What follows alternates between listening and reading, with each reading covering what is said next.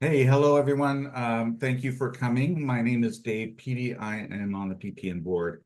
I'm just going to do the quick sort of brief what is happening at PPN, and then I will turn it over to fellow board member Becky Morgan to basically um, moderate this.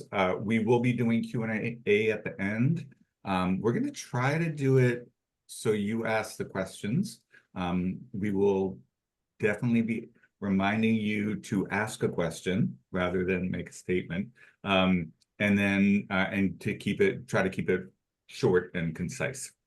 We'll probably start here in about, I don't know, 2 or 3 minutes, but I can go ahead and do my little PPN spiel now. So Publishing Professionals Network is an all-volunteer nonprofit, which means our focus is really all about supporting the publishing community, giving each other support, for providing a space for all of us to kind of come together to be supported and to support. If you want to be involved in that, absolutely reach out to us. Our URL on our website is pubpronetwork.org, and one of our attending board members will put that in the chat. Feel free to put your name in the chat and anything about yourself, where you're coming from. We are always interested to know how wide a reach we get. We sometimes get people from the East Coast. We sometimes get people from Canada. We've even gotten people from Australia. So we'll see how it goes today. The email, if you want to send us an email, is operations@pubpronetwork.org. The topic today is obviously about life after publishing, but I know that lots of people who are planning on staying in publishing could get a lot out of this. This is going to be one of those really, I think, broadly appealing topics that we do. Sometimes we focus very narrowly. Once we did one on just spine design, which I thought was fabulous, but I also like these big broad ones that really can work for all of us. So without any further ado, let's see, we're at 12:03 now. I'm gonna step back and let Becky Morgan take over.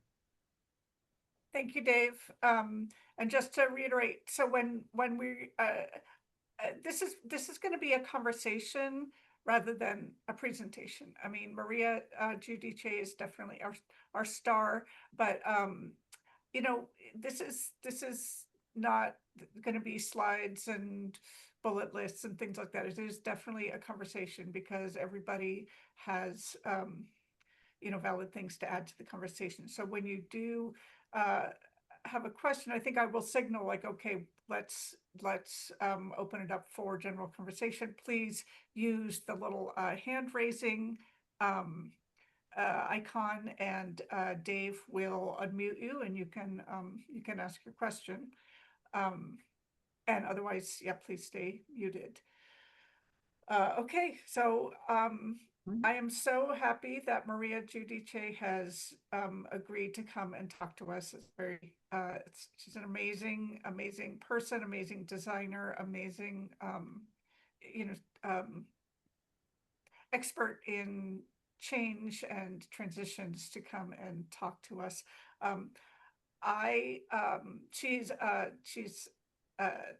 She is a very well-known and acclaimed designer. She's the founder of Hot Studio, design studio that was bought by Facebook, right? Yep. So then she led a design team at Facebook and also at Autodesk, and has authored several books on design, on leadership, and is also a very sought after speaker on creative leadership and change, career change, and navigating for creative leaders. So again, thank you so much, Maria. I want to start with a question about your many changes, author, designer, CEO/DEO, coach, and a business owner, and some of these positions, some of these roles have changed, have come to an end as when you sold Hot Studio. How do you manage these transitions yourself? All right, going right in with the hard questions, Becky. Yeah, I was reflecting. Hello, everybody. Thanks for coming. It's lunchtime on the West Coast and later on the East Coast, and I just appreciate people showing up. And I'm excited to, have this conversation with you all. But when I was just reflecting on the title of this conversation today about life after publishing. And I just was thinking, life after publishing, this is really a conversation about life in general. And and our abilities as human beings to and and lean into transitions. Because in reality, nothing ever stays the same. As much as we want things to stay the same, every moment is change. And I know when we're talking about identity and careers and technology, things can be really scary. But when I really reflect on my entire life, nothing ever went as planned. I actually started, before I became a graphic designer, I was a painter. I went to art school. Um, my uncle was a painter. I thought my destiny was to paint. And when I was in college, my painting teacher, I don't know if this was a good thing or a bad thing, but my painting teacher was like, you might want to diversify and not and not put all your eggs into just painting.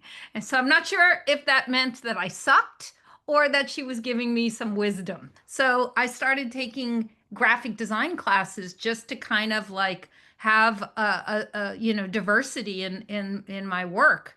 And I came out of art school as a graphic designer, and I immediately went into book design. So my book design career actually started even before I graduated. I was an intern at Rolling Stone magazine.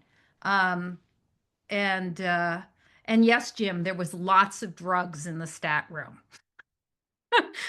I just want to let you know. If you went to the stat room, you would get high at Rolling Stone magazine. But anyway, so that's really, like I started my career, doing paste up and mechanicals, um, using things like rubber cement and wax, and learning how to set type, and using things like a typositor, and cutting things out of rubylith. And, that was sort of my foray into graphic design and book design. And, this was like 80s. And then I accidentally moved from New York to San Francisco. I was a diehard New Yorker, but my boss at the time, Richard Saul Werman, was opening an office here, and I thought I could hang out in the Bay Area for 3 months. And little did I know that I wound up staying here. And, shortly after coming here, in the late 80s, computers just landed on our desk. And it was like, go figure this out. So it was like almost that period of time, it was everybody was a pioneer. Nobody had a leg up. Nobody knew how to use Illustrator 1.0 or PageMaker. Um, and the only fonts we had were like Times New Roman and Helvetica, right? And so suddenly the world of publishing changed once again. And I do remember how people in design and publishing at the time were really grieving moving to computers. There was a lot of people back then who were resisting to get on a computer, right? And then all of that happened once again, and then, I don't know how many of you are as old as me, but if you can put in the chat, how many of you remember um, hearing the death of publishing when image setters and laser printers came out? Remember, people all thought it was like the death of graphic design then, because everybody can be a desktop publisher. And there was a lot of fear, like all of this training as a designer going out the window because now suddenly everybody can do it, right? And then the internet happened in 93, right? And I do remember again how much resistance there was from book designers and publishers and print designers to embrace digital. And a lot of them did not go into web design. And you know, it's you might and a lot of people rightly so hated going into web design, and they felt betrayed essentially that the training that they had suddenly is becoming irrelevant. And to be honest, back then in the early 90s, I do remember a lot of my friends who would not embrace new technology being left behind, and there were very little few jobs in print design. um, so you know, like that's, I'm not going to go through all the decades, but it's an illustration that ever since i I started as an artist and graphic designer, you've had to adapt what you do to the technology that's in front of you. And you know, are less people buying books? Yes, right? But, you know, a lot of people still are buying books. So do I think publishing will die? Probably not in my lifetime. Will the definition of publishing continue to change? Absolutely. And so that, you know, this is kind of my spiel in that it's can be really scary, but as long as you are leaning into the thing that you love to do, and it's not necessarily about the craft, it's the thing that's inside you. As long as you can be really clear about that thing that you love to do, how might you dial that in to where we are as a community of people, as technology keeps changing, um, and you know that's kind of, I'm kind of like kind of coming to the end of my point here, Becky, is that change has always been there. Thank you. And that does kind of lead into my, I'd like you to say more about, you know, how you find a point, how you know, how you find a path through it, how you, as an individual, um, if you find that either your skills or your kind of bearing or even you know, your actual employment is changing or Yeah. ending, how do you find a path through the landscape that is changing, you know, Yeah. even faster now with AI, as I Mm-hmm. think we're all aware. Mm-hmm. Yeah. And a lot of people are still trying to figure out how AI is going to fit into their career. That question is still on the table, right? Definitely, Um, yeah.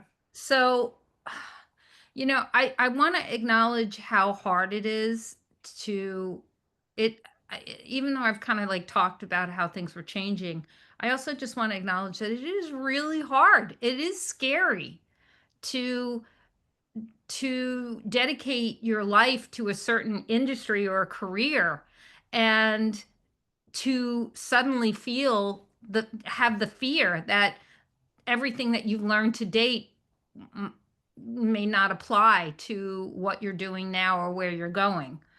And I do want to share another story because you know, it's not, it's also connected to my world. And this is going to get to your question, Becky, about the tools that I've used to handle transitions better. So you know, later on, I sold, like I had Hot Studio for 15, 20 years. I sold it to Facebook. And then in 2013, I entered corporate America. And so I worked at Facebook for 2 years, hated it, and then went to go work for Autodesk as a VP of design. Loved it because more in line with my skills as utilizing my skills more as a leader rather than me like being responsible for shipping like product, like little micro interactions at Facebook. Like didn't give a shit where the blue button went. Um, so when I love my job at Autodesk, and I was in my middle 50s and I was crushing it. I loved that job. I got to lead 400 designers worldwide. I was looking across, I was in, really looking at the entire company as a design problem. And my boss, Carl Bass, who I adored, decided that he would retire. And so he was the CEO, and then I reported to the chief product officer, and then was me. And so Carl decides to retire. My boss did not get the job as CEO, so he quit on the spot. And suddenly there's this new group of people who are now leading the company. And those people, basically the new CEO said to me, Maria, I respect you, but I really don't think design's that important. So, your job's not important. And I was pushed out, fired, you could, whatever fancy word you want to use for no longer having your job, right? And it crushed me. It absolutely crushed me because my whole identity was, this overachiever. I had really worked on building my brand as a design leader and, and co-author and all the things that I had achieved up until this point. Suddenly, I'm like fired. That's not like consistent with, who I am and how I see myself and how I want other people to see me. And this was 2018. So, and ageism is pretty real in all companies. And so I'm this like 55-year-old woman who suddenly is out of a job, fired at a high, like a high visibility company, and it really crushed me. Because I always believe that if you work really hard at your craft, you're going to be rewarded. And it made absolutely no sense to me. And so this was the first time where I suffered a true identity crisis, that suddenly leaning into all the things I just told you about how you lean into the technology, it didn't apply because I didn't know what to do. I kind of felt like I had a little, like, what is it, the scarlet letter on my chest. And so I picked up this. So first of all, you know, I went to Mexico and just sat on the beach and moped and read all the Brene Brown books I could, trying to really figure out and make sense of what this means for my career. I was kind of old to apply for new jobs, and I really I didn't really know, if I'm employable anymore. So I picked up and found this book, which I'm going to share the screen now with you guys. Um, okay, can you guys see this? Thumbs up. Okay, so I picked up this book called Transitions, um, and it just to kind of really understand, why was I feeling so badly? Why was I scared? Why was I, grieving? Um, and this book really added, just it gave me a sense of understanding around the stages of transition. So I wanted to kind of walk you through it because it really helped me. So if you are all experiencing a change, could be the death of a loved one, it could be the birth of a new child, it could be losing your job, it could be getting a new job, any kind of major change in your life, any kind of life change, can trigger the stages of grief. It's called the first stage in transitions is called endings. And endings is like this, you're grieving the life that you know. You're grieving your, all the things that your routines, the things that, you kind of just take for granted. Um, and what happens when an ending occurs, it naturally triggers these stages of grief. Could be anger, shock, denial, um, shame comes in big time, blame, all of these really hardcore emotions kind of kick in. And that is normal. And that is to be expected. And if any of you have gone through major life changes and have grieved, the thing about grief is there's no timeline. You can't create like a project plan for this. Like I'm going to grieve for 2 weeks and then I'm going to move on. It is what it is. It takes the time it takes to feel all the feelings. So what you do in this stage is all about recognizing that you feel bad and recognizing that you might be scared and recognizing that things are unknown, and being okay with it. And the antidote to this phase is self care. So, massages, walks on the beach, being with loved ones, anything that you need to really just take care of yourself and acknowledge that you're feeling badly. So, that's the first stage. The next stage, so once you are moving through grief, you're going to get to this point of acceptance. Eventually, you're going to accept what is and no longer grieve what was. You're going to get to this point of what is. Where am I in the present moment? And this is what William Bridges calls the neutral zone. And the way I like to define the neutral zone and how it felt for me was my body was lying in a coffin above ground and I was just waiting for a sign. That's kind of how I felt. Like I was in this state of reflection. And when you can get to acceptance, when you can clear out when you get past the grief, you have space now to start thinking about, okay, here's my reality. What is now possible from this perspective?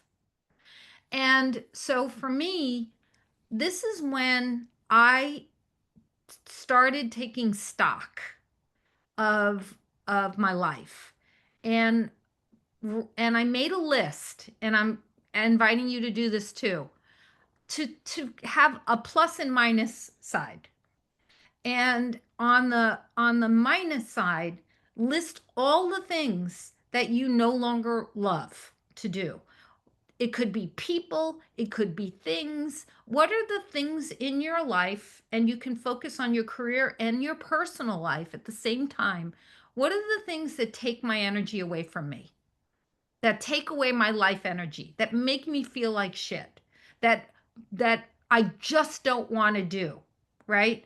And just make that list. Don't overthink about, well, I can't get rid of this, I could change this. Just make the list. Make the list of all the things that zap your energy in life. All right?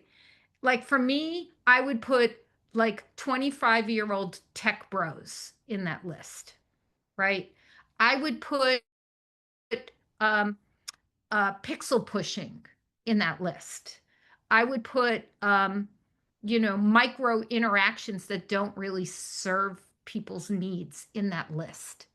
Um, I would put politics in corporate America in that list. So what is going on in that list? And really empty the chamber and get really clear about stuff that you will not miss. Then make the plus column is where the fun part happens. The plus column is what are all the things in life that give you positive energy. And it could be people and it could be things. Like for me, I love painting and writing letters, letter forms. Um, I love talking to people that I can help, who, share my life experience with. Um, I love people who are curious and are doing important things in this world. Um, and and when I started making this list, what I realized was I started seeing this list. I started looking the positive. I look at the energy, the sucking part. And when I looked at the arc of my career and I started thinking about my identity and all the years I put in as a designer, it wasn't about the work. I love beautifully designed books. David Van Ness could tell you. We've done a couple of books together. I'm quite a little anal little designer, right? I have to kern every page in a book. I've done that. Um, so I do love craft. I love those kinds of things, but it was never really about the thing that gave me life energy. It was the people that I engaged along the way. And when I look at when I, instead of looking at the career ladder, I started looking at the through line. So I'm going to invite you to do that. Instead of looking at, I'm here and I need to be here and I need to make this much money and I need to have this title, or, I'm going to disappear into the ether, very real fears. Look at the through line and say, what are all the things in your life, those moments in your life, those choices that you made? What were the things that gave you the most joy?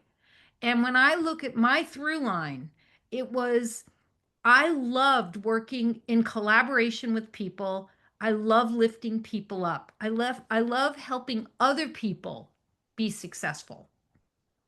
And then that kernel of insight, instead of looking at I'm a VP, I need to make X number of dollars a year, I need to make sure that I'm on LinkedIn 6 times a week. Instead of that career ladder choice, I started looking at, oh, well, if it's not this, and I really love helping people, maybe I could think of my career a little differently. And so I got really curious about that. And a lot of people always ask me for advice. That's what happens when you get old. Um, and so I was like, well, if I'm going to be giving advice, I really better know my stuff. I better be, I really feel like I need to be skilled in that. And that's what got me curious about coaching. So I started taking coaching classes and I just tried it. I didn't say I was going to become a coach. I started taking classes and it helped me see people differently. It helped me listen to people.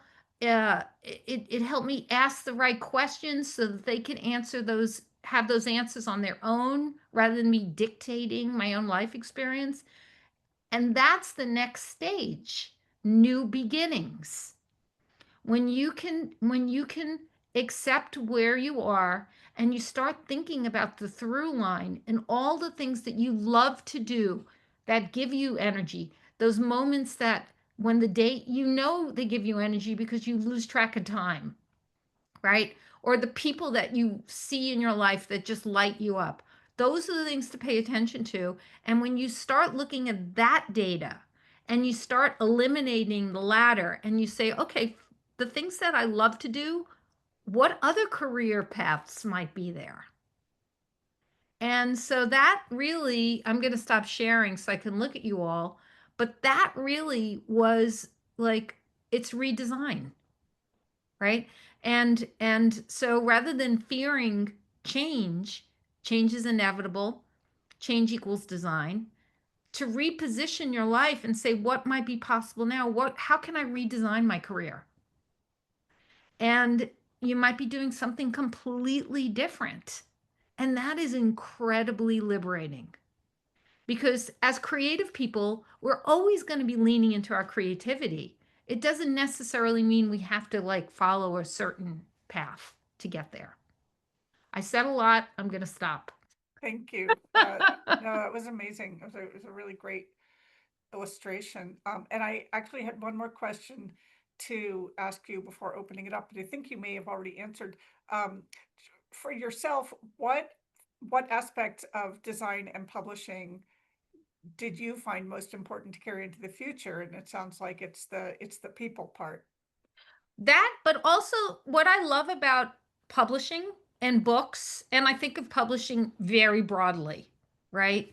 That term publishing, it's too limiting. But we create systems of communication, right? Or and I think of I think of I always will love books. I mean, I co-authored 4 of them, and I designed a shitload of them, right? Especially when I worked at Peach Pit. Um, I loved thinking about publishing as a system and working within a system and and telling a story through layers and through, depth and dimensionality. And so I love designing books. When people tell me, oh my God, writing a book is so hard. I'm like, not with, it isn't when you have the right team when I design books, I assemble a team. I had a co-author, Christopher Ireland. She's a brilliant writer. I actually suck at writing. I always tell people, being an author doesn't mean you have to be a great writer, just means that you need a good collaborator. But I'm really great at research and telling a story and thinking about, moving people through space and time and visualizing things. And so I know what I'm good at. I know what Christopher was good at. I have, the famous David Van Ness always does my books because I love working with him. He's my collaborator. And then I have a cover designer. I love that. I love that piece of assembling a good team and then creating a system and a story that people are going to enjoy. Wonderful. Thank you. Um, okay, I'm gonna open it up. We've got 15, 20 minutes. So I'm gonna open it up for people to have questions. So just put your little hand button up and we will unmute you. A reminder that can be found in the react button at the bottom of your screen for most people using Zoom. Yeah, and I'm happy to hear if anybody disagrees with anything that I said too. No wrong answers here. Can I call on Jim? Yes, please do. Hi there, Maria. Thank you so much for sharing that. I completely get the stages of death, and I see the analogy.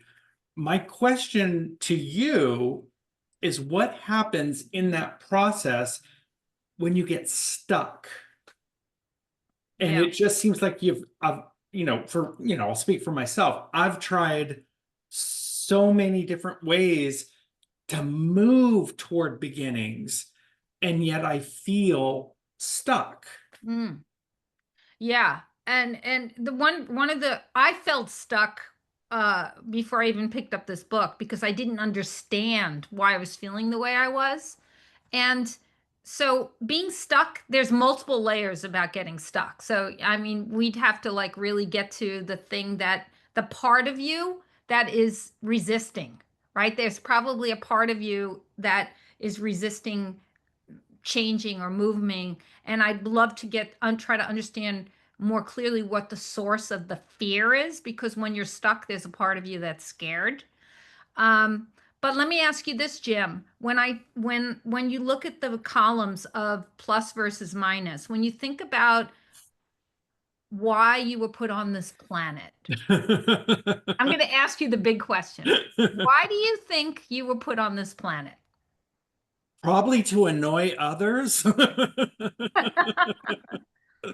And Why was I put on the planet? Yeah. What do I you think think your special gift to the world? humor, Mm-hmm. humor. And teaching, education. I really, like you, really appreciate helping others do things, let's say that I help them to build the skills to do. Mm-hmm. Mm-hmm. And what's preventing you from just doing that? To be honest, there's life situation. I'm just in a position with caregiving Mm-hmm. that is just, it's just taking so much energy. Yeah. Yeah. Well, I mean, I think that is a great reason why you feel stuck, because caregiving does take energy away. Yeah. And is it an older person that you're taking care of? Yeah. To make Yeah. it even more, it's my mother. Yeah. And so I know, because I had to do that with my mother. And I remember, so that's where you got to give yourself grace, Mm. right? In that you're like, there might be a part of you saying, I should be doing X, Y, and Z right now in my career. Now, there's the reality that you have to make a living. So you have to kind of figure out what you basically need to do in order to sustain yourself. But when you're caregiving somebody else, which is the greatest gift you can give to Yes. somebody, Yes. you have to give yourself grace that that's your job now. Right, but I'm worried about falling so far behind and at this stage of my life that I won't catch up. Yeah. And, Well, yeah. and things like AI are absolutely traumatizing to me. Yes, right. And like I said, we don't know where that's landed yet. No. So and it's understand that fear of being left behind is really real. A lot of women who have kids have exactly that same fear at a stage of their life in their career, where they think, oh my God, I need to step away to be a mother, and I'm going to lose all of this time into my career. But you know what? They wind up making it up, right? So it's a very real fear that you have. And it's natural to feel like you're going to fall behind, but the reality is, what are you going to fall behind from? Everything keeps changing, Yeah, that's true. That right? is true. It is comforting to watch very, seasoned professionals have similar struggles, and yet they're so accomplished, such as yourself, and then they're struggling with things that I'm just, becoming acquainted with. So Yeah. that's a very good point. Well, and I was just saying that, as we're also like, we were kind of like programmed early on. Go to school, build your career, have a professional identity. That's who you are. That's what you do. And when you go to a party, people always ask you, what do you do? Right? It's a shitty question to ask, right? But it's the question we're trained to ask, to kind of get a sense of who this person is through the career that they have. So all of this stuff is a bit of a mind fuck, right? And so that's that part of us that tends to resist, because we're like, hey, wait a minute, you are this person and you should be doing this. But right now, if you're in this middle of this stage of your life, it's important to like give yourself grace that that is a job too. Okay. Thank you. Does that help? Yes, absolutely. And when all's said and done, and you need to jump back in, I have high degree of confidence that you will find your footing, but do it based on what you are interested in and that you absolutely love to do. Thank you so much. Yeah. Okay, I didn't see anyone else's hand raised, but we did get some questions in the chat. But let me ask you, first, for me, one of the things that I'm interested in is in terms of getting more comfortable with the tools that are both going to be the things that really ramp up change, like AI. Often companies will give you support, but if you're a freelancer, Mhm. sometimes it feels like that you're very alone Yeah. and that change is happening too fast. I mean, I think the changes that are coming with the AI, they're just coming faster and faster, Yeah. right? And we all have a sense of that. So that's part A of my question. Part B is, and you touched on this, which is the ageism. So Mhm. very often we're we're struggling with change as we get older, not only just because we might be struggling on some very basic levels, but also struggling because we've got this tide against us of like, you can't do that compared to some 20-something-year-old. Yep. I know that 20-somethings are just as nervous around AI as I am. But can you touch on those 2 points and Yeah. then for the chat? Yeah. When I joined Facebook, it was 2013. I just turned 50 years old, and Mark Zuckerberg was 25 years old. And, I had already had a very successful career. So, and it really was a kick in the pants to get to Facebook and be surrounded by 25-year-old kids who actually looked at me more as a liability than as an asset. And that was just a fact, right? There is inherent bias in being older and people not necessarily appreciating the wisdom you have along the way. In that context, all right, in that situation. And then when I graduated, when I got kicked out of Autodesk and I started going on job interviews, I also realized that my age was actually really honestly working against me.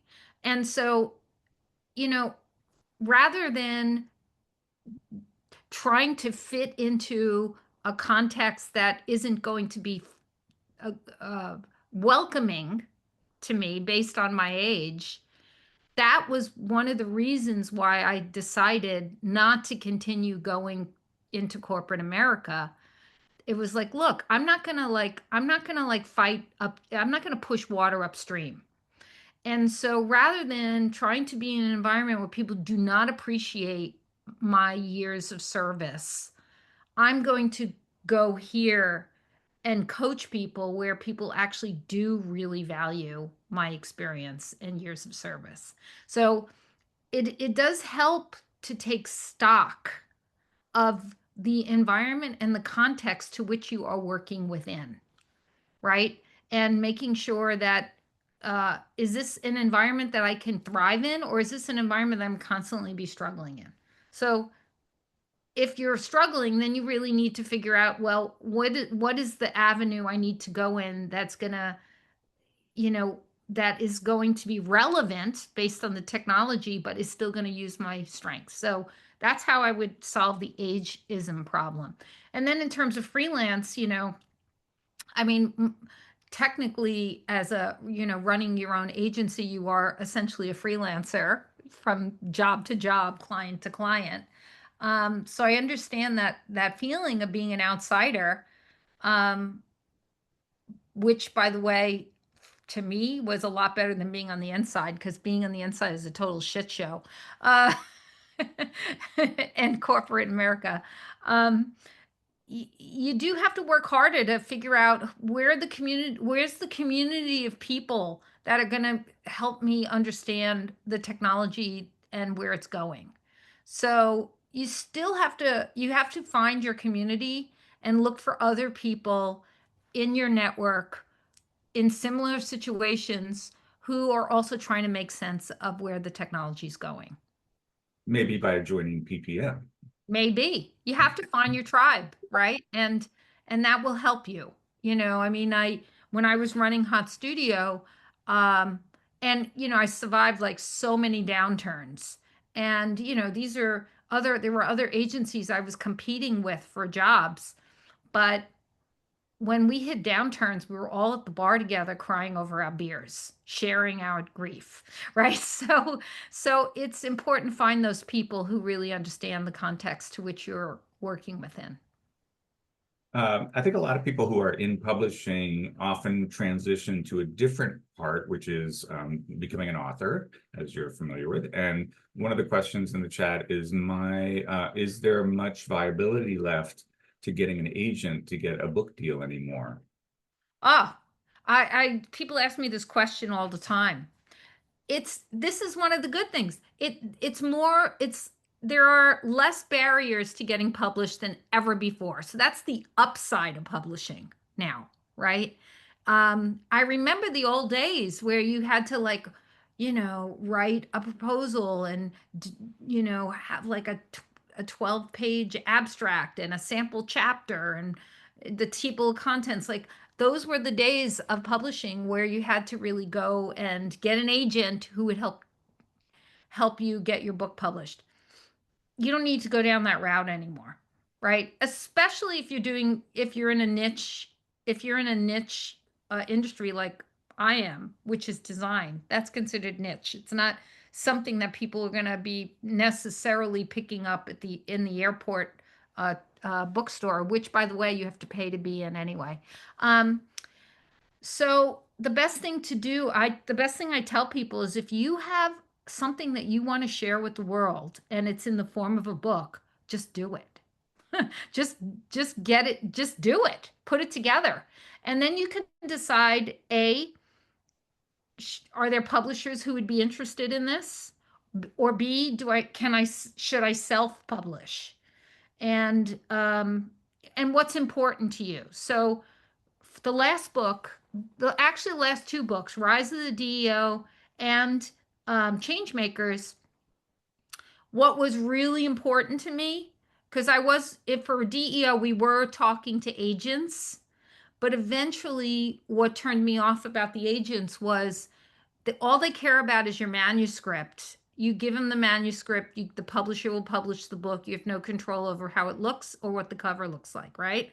And I was like, no, no, no, no, no, no. I'm a designer. I want complete control, not only of the cover, but on the internal pages. Because as David Van Ness would say, she's going to make sure that the rag is good on every page. So for me, what was important was that I went to publishers that would give me that flexibility, that control. And Pearson did at the time for Rise of the DEO because Nancy Renzel, because Peach Pit. And then Rosenfeld Media gave me control for Changemakers. And so that's why I went the route of the publishers. But I've also done self-published books where you can create a book. I designed a book for my mother before she died called Kitchen Bitch. You can buy it on Amazon. You order it on Amazon and it prints on demand and you get the book sent to you. So there's so many ways that you can publish. And so don't let the old-fashioned way get in the way of getting your message out. Okay, we have a question from Peter Goodman. Hey, Peter. Hey, this is great. A lot of things to think about. This may not be your wheelhouse, but do you have any practical advice for someone who basically wants to set themselves up as some kind of business? Do they go like the route of an S corp or just a sole proprietorship? Have you had, and then tax implications of doing your own stuff, organizing your household, your books, anything from a practical standpoint? I know a lot of people are going the route of LLC. So, and I can't tell you the tax benefits. You'll have to talk to somebody who could help you set up an LLC. But I think that there are more benefits to being an LLC than being a sole proprietor. So I would look that way. I had an S corp, but my company was like 80 people, right? So it's an entirely different set of liabilities. but you just find a business lawyer who can help you set an LLC up. Um, and what was your other question? Well, it was just, any tax implications, and especially organizing your household. People used to be warned about having a home office that was discreet so that you could fairly claim expenses to the IRS. I don't know, anything that you've run Yeah. across might be useful? Yeah, I mean, home offices are more common than ever before, right? Most people work at home. So I work out of my house and I use the square footage of this room as a deduction. So it's very easy to do, and nobody has ever come to my house and challenged me. So, you probably don't make enough money for somebody to care about the square footage of your house. But, just don't be something that, you just got to make sure that you're not like claiming something that's ridiculous that's going to get you flagged. But that's how, and I have had the same bookkeeper since 1997 who manages my QuickBooks for me. So when you're a friend of mine, they never leave. They're still in my inner circle. So I work with a bookkeeper and she helps me a lot. Is that helpful? Yeah. And LLCs are pretty affordable. Yeah. And yeah, it does cost 800 a month to register a corp every year.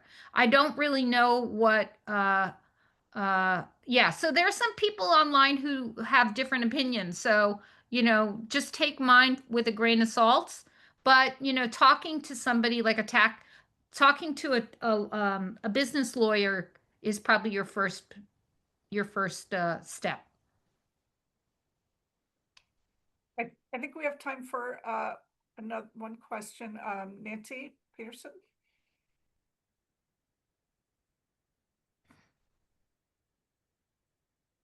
Hey, Nancy, you're on mute. Okay, sorry, I got a message that I was not able to unmute, but I am now. Hello, thank you. A lot of what you're saying is resonating. I was laid off about a month and a half ago, and I'm totally connecting with what you're saying of not wanting to go back into the corporation, feeling like that's the best way that I could make the kind of money that I was making before and that I need to make. However, it just kind of gives me chills and, makes me want to run away and not get out of bed. Um, so I don't know. I don't know what I'm going to do yet. It's still somewhat fresh, but I'm very interested in Kitchen Bitch. Yeah. I'm glad you brought her up. And I was curious. So one of the things that keeps coming back to me, and I have no idea if I can make any money at it, or maybe it's just something interesting to do because I like it. Um, but is to help seniors write their memoirs. And Yeah. it's not a new idea. There's companies that are doing this, there's Yeah. people that are using AI. I think I can offer some things that they can't. And Yeah. also, there's a lot of seniors in the world. Yeah. There's more, I'm becoming one myself. So I was curious, what was the journey of that book, which is basically a memoir, Yeah. with a really clever angle that you used for it. How is that done? How is Yeah. that process? Well, I mean, it's going to be easier than ever now. And I love that direction for you if there's an energy there to keep exploring. So the first thing would be is to do your research. Yeah, Who are the players in that world? there's a And lot. also and interview them. Uh, Like people are pretty approachable if you find them on LinkedIn and say, "Hey, I have some questions. I'm thinking about getting into this career. Do you can you spare 20 minutes for a call? Uh a half hour, 45 minutes for a call." so as a competitor, they're not going to go get away from me. Some might, but some might not. A lot of people are really willing, if they're passionate about something, they'd be willing to share it, right? So you won't know until you ask. So do your research there, like understand the market. Like it's a business, so you got to understand the market.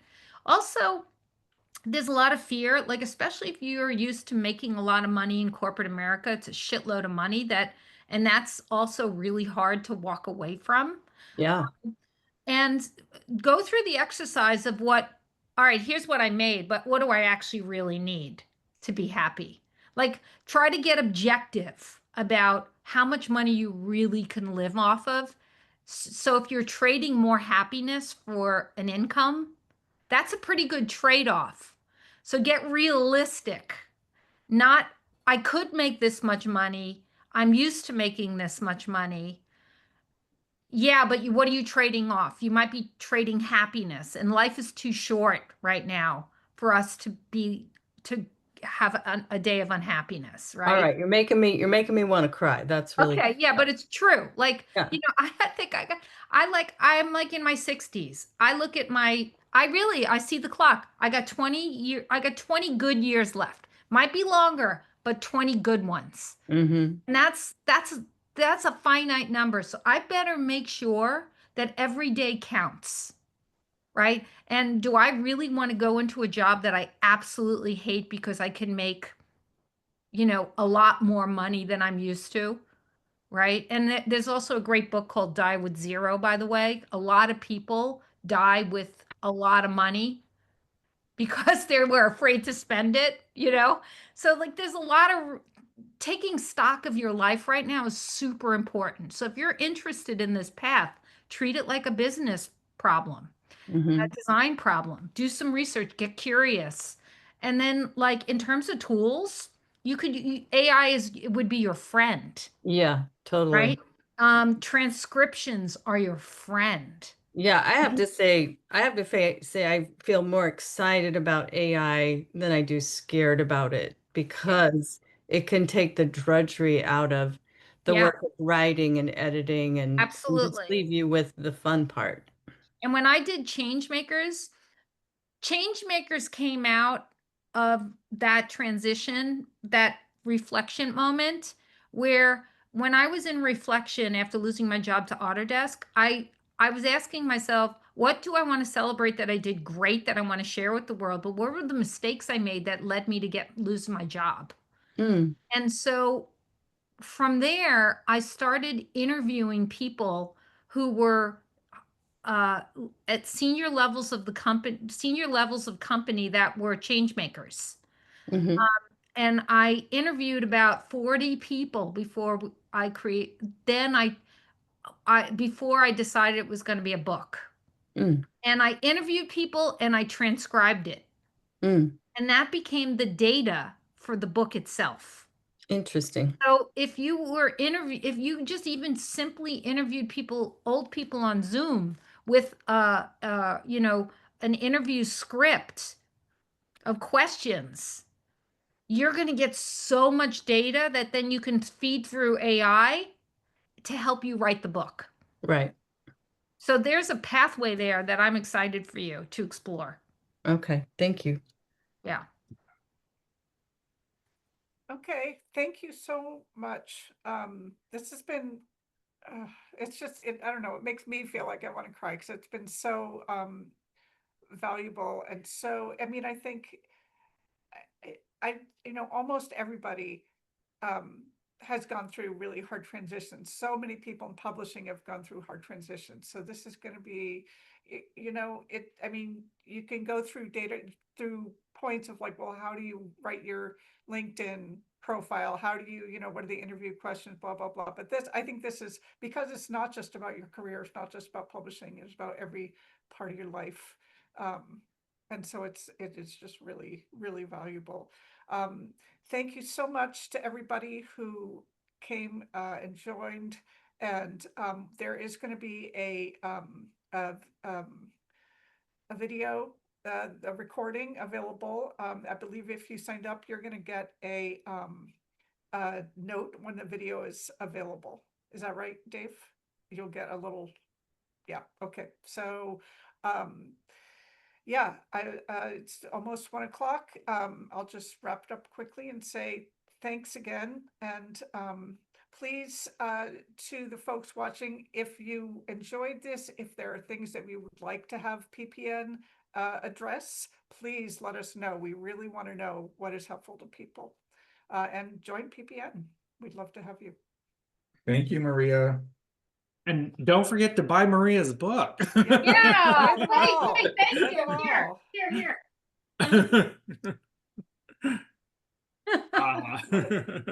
Buy my book. Ah, bitch, there it is. Kids and Bitch Change Makers. Bye, everybody. All right. Thank you so much, all.